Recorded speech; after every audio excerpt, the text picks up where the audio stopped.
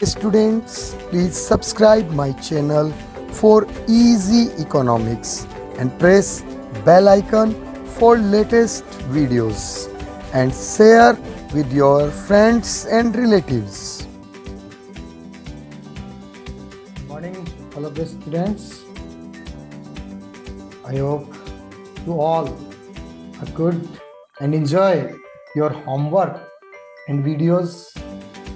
आप सभी अपने परिवार सहित अच्छे होंगे और आपको जो होमवर्क भेजा जा रहा है और वीडियोस जो भेजे जा रहे हैं उनके साथ आप इंजॉय भी कर रहे होंगे और साथ साथ स्टडीज़ को भी पूरा कंसंट्रेशन कर रहे होंगे। आज अपन इकोनॉमिक्स के नेक्स्ट पार्ट की बात कर रहे हैं। तो जो अपन ने लास्ट वीडियो में देखा तो कंसेप्ट ऑफ इकोनॉमिक्स देखी, इकोनॉमिक्स और इकोनॉमी में डिफरेंस देखा। उसके बाद में अपन आज कुछ जो वर्ड्स थे, जो वर्ड्स पूरी माइक्रो और मैक्रो इकोनॉमिक्स में आपके सामने बार बार आने हैं, उन वर्ड्स को भी अपन ने समझा। जैसे गुड्स है, सर्विस है, कमोडिटी है, इंडिविजुअल है, रिसोर्सेज है। उसके बाद में अपन ने कंक्लूजन देखा, इकोनॉमिक्स का कंक्लूजन क्या है, जॉन नेवेलेकिंस के बारे में बात की और माइक्रो और मैक्रो के बारे में बात की। स्टूडेंट ने मेरे को क्वेश्चन किया कि सर हम लोग क्या पढ़ रहे हैं। बच्चों अभी हम इंट्रोडक्शन ऑफ इकोनॉमिक्स पढ़ रहे हैं, लेकिन अभी आज का जो अपना टॉपिक होगा वो माइक्रो और मैक्रो इकोनॉमिक्स। अब माइक्रो और मैक्रो क्या है ये मैंने आपको क्लियर किया था, लेकिन वापस मैं एक बार लेके चल रहा हूं आपको कि जो माइक्रो और मैक्रो है वो इकोनॉमिक्स के दो पार्ट हैं। इकोनॉमिक्स को अपन ने 2 पार्ट्स में डिवाइड कर दिया, एक माइक्रो और एक मैक्रो। क्यों किया साहब? Suitability of. हम लोगों ने देखा कि हम लोग एक साथ इतना बड़ा स्टडी नहीं कर सकते, इसलिए जो इकोनॉमिस्ट थे उन्होंने 2 पार्ट्स में डिवाइड किया, एक माइक्रो और एक मैक्रो। और सबसे पहले इन दोनों वर्ड्स को यूटिलाइज जिस पर्सन ने किया वो था रेगनर स्विस। उसने 1933 में इस वर्ड को यूज किया, माइक्रो और मैक्रो। अब यहाँ पर ये बात क्लियर करनी है कि ये सब वर्ड्स कहाँ से आए। तो देखो बेटा, माइक्रो जो वर्ड है वो ग्रीक भाषा के मिक्रोस वर्ड से बना और मैक्रो जो वर्ड है वो ग्रीक भाषा के मैक्रोस यानी MAKROS मैक्रोस से बना। अब मिक्रोस का मतलब होता है स्मॉल और मैक्रोस इसका मतलब होता है लार्ज। देखिए, माइक्रो इंग्लिश का वर्ड, मिक्रोस ग्रीक का word, macro English word, macros Greek word. और इस मैक्रोस का मतलब लार्ज और मिक्रोस का मतलब स्मॉल। यहां ये मैंने आपको बेसिक बातें बताई। अब हम लोग पूरा डिस्क्राइब करने जा रहे हैं माइक्रो इकोनॉमिक्स। अब सबसे फर्स्ट जो पॉइंट आता है माइक्रो इकोनॉमिक्स को, उसको हम लोग वो है कि micro economics is also called price theory. अब सर प्राइस थ्योरी क्यों कहते हैं, क्लियर कीजिए। तो पहला जो वर्ड मैंने आपको यूटिलाइज किया कि micro economics is also called price theory. तो प्राइस थ्योरी क्यों कहते हैं, तो देखिएगा, micro economics we study the behavior of individual। Micro economics में अपन स्टडी, ठीक है, अपन ने ऊपर जैसे बात की स्मॉल, बात करनी स्मॉल का मतलब individual unit, consumer individual unit है, प्रोड्यूसर इंडिविजुअल यूनिट है, या एक फर्म वो भी एक इंडिविजुअल यूनिट है। ये स्टडी, इनकी जो स्टडी की जाती है is done with the consideration of price. वो प्राइस को ध्यान में रखते हैं, किसके कंसिडरेशन में, प्राइस के कंसिडरेशन में की जाती है, इसलिए इसको कहते हैं प्राइस। देखिए बच्चों, या मैं आपको एक बात और क्लियर, माइक्रो इकोनॉमिक्स में आपके सामने आएगा law of demand, law of supply, बहुत से और लॉज रूल्स आएंगे। उनमें सब में जो कंसिडरेशन होगा वो सिर्फ और सिर्फ प्राइस होगा। जैसे लॉ ऑफ डिमांड, एक बेसिक बता रहा हूँ, हालांकि पूरा चैप्टर क्लियर करना मुझे। डिमांड का लो है तो उसमें केवल और केवल ये देखा जाता है कि प्राइस के चेंज होने पर, यानी अप एंड डाउन होने पर आपकी डिमांड पर क्या फर्क पड़ा, डिमांड कितनी इफेक्ट हुई, डिमांड अप हुई या डाउन हुई। प्राइस अप हुई तो डिमांड डाउन हुई, प्राइस डाउन हुई तो डिमांड अप हुई। बस इतना सा है, ये लो ऑफ डिमांड है, लेकिन उसमें कंसिडरेशन किसका है, प्राइस का है। उसी तरह से लॉ ऑफ सप्लाई है। लॉ ऑफ सप्लाई में क्या है, प्राइस अप तो सप्लाई भी अप, प्राइस डाउन तो सप्लाई भी डाउन। तो कंसिडरेशन किसका, इसलिए इसको क्या करेंगे, प्राइस। अब हम लोग बात करते हैं कि माइक्रो जो इकोनॉमिक्स है वो किस किस के साथ डील्स करता है। और क्योंकि इकोनॉमिक इश्यूज को डील करना इकोनॉमिक्स है क्या, इकोनॉमिक इश्यूज को डील करने के लिए, तो micro economics deals with economic issues, और जो कि रिलेटेड किससे हैं, related to small economic units. Micro economics deals with economic issues related to small economic units. Number 1, an individual consumer. Number 2, an individual producer. Number 3, an individual firm. Number 4, an individual industry. And number 5, an individual farm. Number 1, an individual consumer, an individual producer, an individual farm, an individual industry, and an individual market. तो जो micro economics है वो इन 5 parts यानी 5 units से relate है।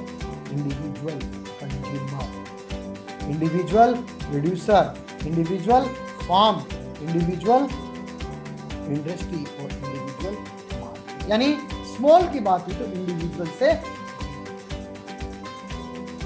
अब यहां पर आपको मैं क्लियर करूं कि एक कंज्यूमर क्या चाहता है, प्रोड्यूसर क्या चाहता है और फर्म, सब का अपना अपना प्रोसेस। कंज्यूमर चाहता है कि मैक्सिमाइज द सेटिस्फेक्शन, कंज्यूमर अपने सेटिस्फेक्शन को मैक्सिमाइज करना चाहता है, किसके साथ, with price and income.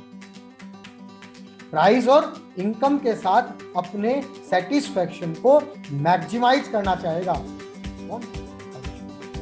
Producer क्या चाहेगा साहब, प्रोड्यूसर मैक्सिमाइज करना चाहेगा प्रोडक्शन को, इसके साथ specific price of goods and service, specific price of goods and service. और एक फर्म, देखिए यहां पर एक चीज और क्लियर कर दूंगा आपको, अगर एक firm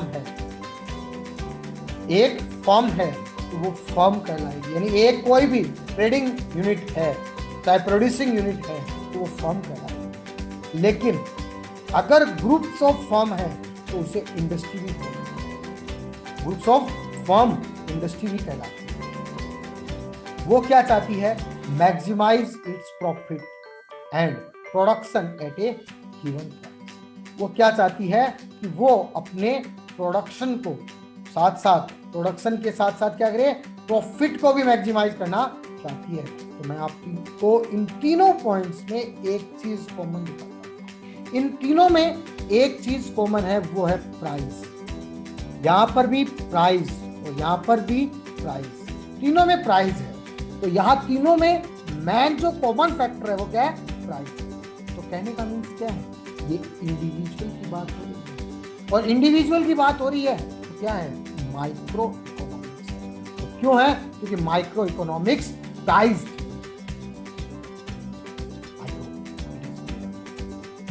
man we are going to be कि हम लोग माइक्रो इकोनॉमिक्स किस चीज की study, we mainly study the following in number 1, product price. देखिए ये जो टॉपिक्स मैं आपको क्लियर कर रहा हूं ये माइक्रो इकोनॉमिक्स में आपके सामने आता है, क्योंकि माइक्रो इकोनॉमिक्स में आपको जो पढ़ाया जाएगा, आपको जो बताया जाएगा, वो सबसे पहले कंज्यूमर बिहेवियर आएगा, फिर डिमांड आएगी, फिर सप्लाई है, फिर प्रोडक्शन है, प्रोडक्शन के बाद मार्केट है। ये सब चीजें आपको माइक्रो इकोनॉमिक्स में बताई जाएगी। तो यहाँ पर आपको बताया गया कि माइक्रो इकोनॉमिक्स में सबसे पहले आपको प्रोडक्ट प्राइसिंग की बात की जाएगी, फिर कंज्यूमर बिहेवियर की, फिर फैक्टर प्राइसिंग की, फिर economic condition of the section of people. Weaker section अलग होता है, कुछ जो पीपल होते हैं रिच होते हैं उनका सेक्शन अलग होता है, वो उनके अकॉर्डिंग अपन ने इकोनॉमिक कंडीशंस की बात की। उसके बाद में बिहेवियर ऑफ फर्म्स की और लोकेशन ऑफ इन्वेस्टमेंट। ये जो चीजें हैं 6 things are there. Number 1 product pricing, number 2 consumer behaviour, number 3 factor pricing, number 4 the economic condition of the section of people, number 5 behaviour of firms और number 6 location. ये सब जो चीजें हैं वो हम लोग माइक्रो इकोनॉमिक्स में। अब हम आगे बढ़ते हैं कि ये जो सारी चीजें थी मैंने आपको माइक्रो इकोनॉमिक्स से रिलेट करके क्लियर की है। अब मैं आपको जो बताने जा रहा हूं वो मैक्रो इकोनॉमिक्स की बात करें। मैक्रो इकोनॉमिक्स क्या है? मैक्रो इकोनॉमिक्स के लिए गार्डनर एक्ले ने अपनी एक डेफिनेशन दी। उसने कहा कि macro economics deals with economic affair in the large. कोई बात अपन ने मैक्रो शब्द से लेके आ रहे हैं, वो बात को लार्ज की बात करनी है। तो गार्डनर एक्ले ने भी यही बात कही कि macro economics deals with economic affair in the large. It concern the overall dimensions of the economic life. ये केवल एक डायमेंशन पे बात नहीं करता, 2 डायमेंशंस पे बात नहीं करता, ये ओवरऑल डायमेंशंस जो भी चीजें हैं जो इकोनॉमिक को कहीं भी इफेक्ट करती है उन सब के ऊपर बात करता है। तो मैक्रो इकोनॉमिक्स के लिए इसने कहा कि economic affair in the large. Students, please subscribe my channel for easy economics and press bell icon for latest videos and share with your friends and relatives. Concern the overall dimensions of economic life. I hope. Then, in macroeconomics, we study. अब इसको और मैं थोड़ा सा clear कर रहा हूँ। In macroeconomics, we study the behavior of the large economics, aggregates. Large economics आप समझ रहे होंगे। एग्रीगेट्स का मतलब हर चीज को एक जगह इकट्ठा करके ले आओ, सभी चीजों को एक बंडल के रूप में इकट्ठा कर लो। Aggregates such as the overall level of output. आपने प्रोडक्शन क्या किया? 2 चीजें हैं, इनपुट और आउटपुट। इनपुट आपने प्रोडक्शन करने के लिए यूटिलाइज किन किन चीजों का किया। आउटपुट आपने उन प्रोडक्शन के जो रिसोर्सेज थे उनको यूटिलाइज करके प्रोडक्शन क्या किया। तो level of output, total consumption, total saving, total investment and also how these aggregates shift over time. एक फिक्स टाइम, जैसे मोस्ट ऑफली अपने कंट्री के अंदर 1 ईयर होता है, 1 फाइनेंशियल ईयर मान लीजिए, जो कि 1 अप्रैल टू 31 मार्च होता है। उस टाइम में ओवरऑल आउटपुट क्या हुआ, ओवरऑल कंजम्पशन क्या हुआ, टोटल सेविंग क्या रही, टोटल इन्वेस्टमेंट क्या रहा, ये सारी चीजों का जो नॉलेज है, वो सारी चीजों की स्टडी जो है वो सब मैक्रो इकोनॉमिक्स में की जाती है। वही बात जैसे माइक्रो इकोनॉमिक्स में अपन ने पार्ट्स लिए थे, उसी तरह से मैक्रो इकोनॉमिक्स के स्टडी मैटर्स की बात करें तो अपन देखेंगे कि मैक्रो इकोनॉमिक्स में क्या है, नेशनल इनकम है साहब, नेशनल आउटपुट, नेशनल इनकम और नेशनल आउटपुट। ध्यान से समझिएगा कि मैक्रो इकोनॉमिक्स में हम लोग क्या पढ़ेंगे, नेशनल इनकम पढ़ेंगे, नेशनल आउटपुट पढ़ेंगे। सेकंड लेवल पे अपन बात करेंगे the journal price level and interest rates. Journal price level और इंटरेस्ट रेट्स की बात, बैलेंस ऑफ ट्रेड और बैलेंस ऑफ पेमेंट की बात, एक्सटर्नल वैल्यू ऑफ करेंसी की बात। ये सारे के चैप्टर्स आएंगे। ये जितने भी टॉपिक्स आपको मैं क्लियर कर रहा हूं वो सारे टॉपिक्स एक एक चैप्टर हैं। एक्सटर्नल वैल्यूज ऑफ करेंसी, उसके बाद the overall level of saving and investment, उसके बाद the level of employment and rate of economic growth. Number 1, national income and national output. Number 2, the general price level and interest rates. Number 3, balance of trade and balance of payment. Number 4, external value of currency. देखिए सबको पता है ना 1 rupee is equal to 0.0014 US dollar. It means 74 point something rupee is equal to 1 US dollar. It is the external value of currency. So, in this chapter, we study about the external value of currency. कि हमारे देश की currency की foreign में स्थिति क्या है, उसके बारे में नॉलेज गेन किया जाएगा. Overall level of saving and investment, the level of employment and rate of economic growth, ये सारी जो स्टडीज हैं वो हम लोग मैक्रो इकोनॉमिक्स में. अब अपना इसमें डिफरेंस की बात की जा रही है. I hope you this points are clear for. अब अपन बात करते हैं difference between micro and macro. हम लोगों ने दोनों को पढ़ा, माइक्रो पढ़ा, मैक्रो पढ़ा. अब हम लोगों को इन दोनों में डिफरेंस का, इन दोनों में डिफरेंस क्या है. लेकिन अपन इससे पहले मैं आपको बता दूं कि एक चीज आपको एक एग्जांपल के रूप में बोलूं कि माइक्रो में हम लोग क्या कर रहे हैं, इंडिविजुअल्स की स्टडी कर रहे हैं, और मैक्रो में क्या कर रहे हैं, एग्रीगेट की स्टडी कर रहे हैं. उन सारे इंडिविजुअल्स की एक साथ स्टडी कर रहे हैं. जैसे एग्जांपल के रूप में आप ये देखिए कि आप एक जंगल है, उसका क्रिएशन, एक फॉरेस्ट है, उसका क्रिएशन होता है किससे, पेड़ों से. आप एक पेड़ की अगर काउंटिंग कर रहे हो तो इसका मतलब क्या है, आप माइक्रो इकोनॉमिक्स को यूटिलाइज कर रहे हो. लेकिन अगर आपने पूरे फॉरेस्ट की स्टडी करनी शुरू कर दी वो क्या है. तो यहाँ पर यही कहा गया the difference between micro economics and macro economics can be met on various. Micro and macro economics are complementary to each other. एक दूसरे के बिना कोई नहीं चल सकता, कंप्लीमेंट्री. एक नहीं तो दूसरा भी नहीं चलेगा. इंडिविजुअल्स नहीं होंगे तो इकोनॉमी कहां से बनेगी. अगर एक इंडिविजुअल एक्सपेंडिचर नहीं करेगा तो किसी भी तरीके से खर्चा नहीं होगा. तो खर्चा नहीं होगा तो प्रोडक्शन नहीं होगा, प्रोडक्शन नहीं होगा तो इकोनॉमी कैसे चलेगी. मैन जो चीज है, सबसे मैन चीज है वो है इंडिविजुअल. और इंडिविजुअल नहीं होगा तो इकोनॉमी नहीं होगी, और इकोनॉमी नहीं होगी तो इंडिविजुअल नहीं होगा. इंडिविजुअल कहां से करता है.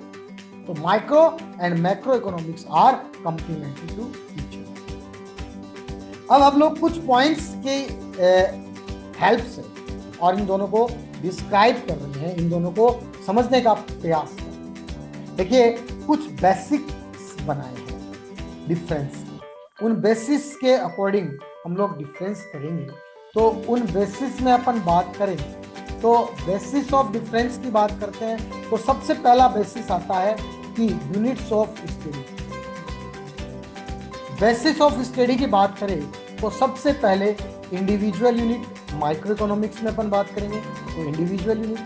मैक्रो में बात करेंगे तो ऑल इकोनॉमी ऑफ ए.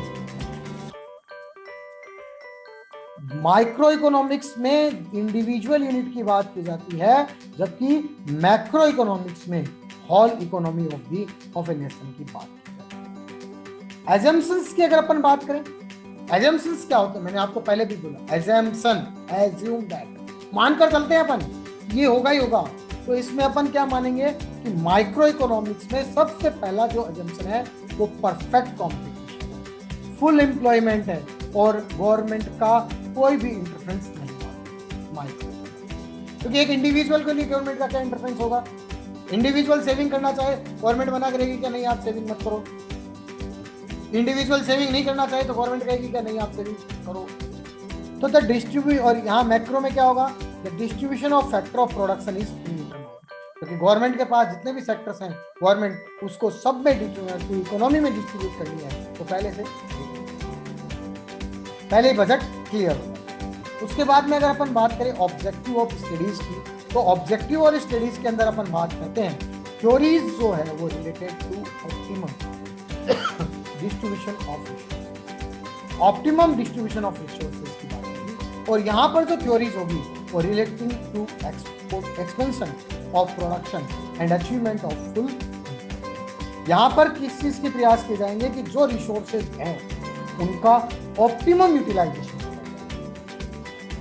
जबकि यहाँ पर की स्थिति माइक्रो इकोनॉमिक्स में स्थिति है relating to expansion of production and achievement of full employment. अब यहाँ पर पहली point units of study, number 2 assumption, number 3 objective of study. यहाँ पर एक्सपेंशन ऑफ प्रोडक्शन को बढ़ाना है और अचीवमेंट क्या करना है, एम्प्लॉयमेंट, फुल एम्प्लॉयमेंट। किसी भी इकोनॉमी में फुल एम्प्लॉयमेंट हो जाए, ये अचीवमेंट हमारा होना चाहिए। और इसके एनालिसिस का टूल क्या है, प्राइस मैकेनिज्म। अपन ने बात की थी, प्राइस मैकेनिज्म इसका एनालिसिस का टूल है, जबकि मैक्रो इकोनॉमिक्स का एनालिसिस टूल है वो है डिटरमिनेशन ऑफ नेशनल इनकम। अब अपन अगर बात करें तो 5th पॉइंट है सिचुएशन ऑफ स्टडी। तो अपन यहाँ पर बात करें study of individual units when they are in position of equilibrium. अब यहाँ पर अपन को स्टडी करनी है, तो जब अपन इंडिविजुअल यूनिट की स्टडी करेंगे तो इक्विलिब्रियम की कंडीशन की बात करेंगे। इक्विलिब्रियम की कंडीशन की एक पोजीशन होगी तो ही स्टडी होगी, चाहे अपन डिमांड देखेंगे, चाहे कंज्यूमर की। आपको मैंने बता दिया है, नोट्स में भेज दिया है, law of equimarginal utility, law of diminishing marginal utility, इसमें भी आपने देखा होगा ई पॉइंट पर इक्विलिब्रियम पॉइंट है। तो माइक्रो इकोनॉमिक्स में जो स्टडी होगी वो इक्विलिब्रियम के अकॉर्डिंग होगी, जबकि मैक्रो इकोनॉमिक्स में disequilibrium of an economy as a whole. क्योंकि यहाँ तो एज ए होल की बात हो रही है। उसके बाद लास्ट पॉइंट जो है इसका वो है पार्शियल इक्विलिब्रियम। जो इक्विलिब्रियम है इसमें माइक्रो इकोनॉमिक्स में पार्शियल, जबकि मैक्रो इकोनॉमिक्स में जर्नल मोस्ट ऑफली हो जाता है। यहाँ पार्शियल और यहाँ मैंने आपको आज के इस वीडियो में पता नहीं बता रहा हूँ, आप पूरा कंसंट्रेशन देके समझिएगा। माइक्रो और मैक्रो दोनों क्लियर किया है, क्योंकि कुछ स्टूडेंट्स मेरे को मैसेज किए थे कि सर समझ में नहीं आ रहा, आप पढ़ा, हम माइक्रो पढ़ रहे हैं मैक्रो, क्योंकि अभी इंट्रोडक्शन शुरू हुआ था। आज मैंने आपको क्लियर कर दिया कि अभी माइक्रो और मैक्रो दोनों क्लियर किया है। अब आगे आप लोगों के पहले अपन माइक्रो इकोनॉमिक्स पढ़ेंगे। ये चैप्टर तो इंट्रोडक्शन का है, ये चैप्टर तो पूरा इंट्रोडक्शन का है। आगे अपन को नॉर्मेटिव और पॉजिटिव और फिर पीपीसी, ये सारी चीजें बात की जाएगी इसी चैप्टर में। लेकिन उसके बाद जो चैप्टर आएगा वो कंज्यूमर इक्विलिब्रियम का आएगा।